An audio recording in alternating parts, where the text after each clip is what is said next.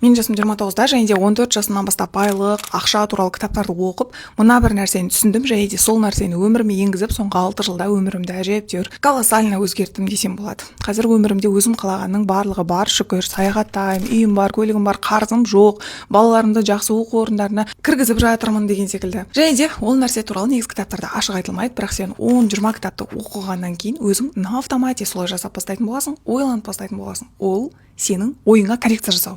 Сенің басыңның ішіндегі диалогты реттеу. 1 секундқа уақыттарыңызды бөліп подумайте, сен бір күнде басыңнан миллиард ой айналдырасың, и олардың көбісі саған кері жұмыс істейді. То есть сенің мақсатың бар, мысалы, 100 миллион тапсам, үй алсам, Астананың қақ ортасынан бір нәрсе деген сияқты да, мысалы, көлік алсам, но оларға мешать ететін сен өзіңсің. Басының ішінде сен уже жасайсың.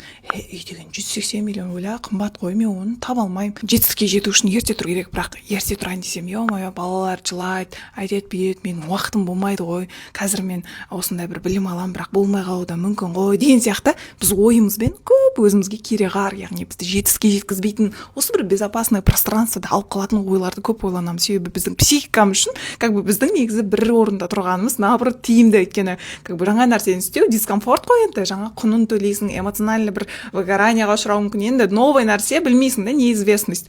Сол үшін де мен түсіндім, мен үнемі жақсы ой ойлап, осы ойымның ішіне коррекция жасап, миымдағы диалогты дұрыстап үйрендім. Байқасаңыздар, басымыздың ішімізде 2 дауыс бар. Егер сен де сол 2 дауыспен управлять ете алатын болсаң, бірақ ол көзге көрінбейді, жинай сала алмайсың. Егер бірақ сен осыны жасай алатын болсаң, шынымен де жетістікке жету анағұрлым оңай болушы еді ғой, егер өз ойымыз өзімізге кереғар болмағанда. Қалай ойлайсыздар?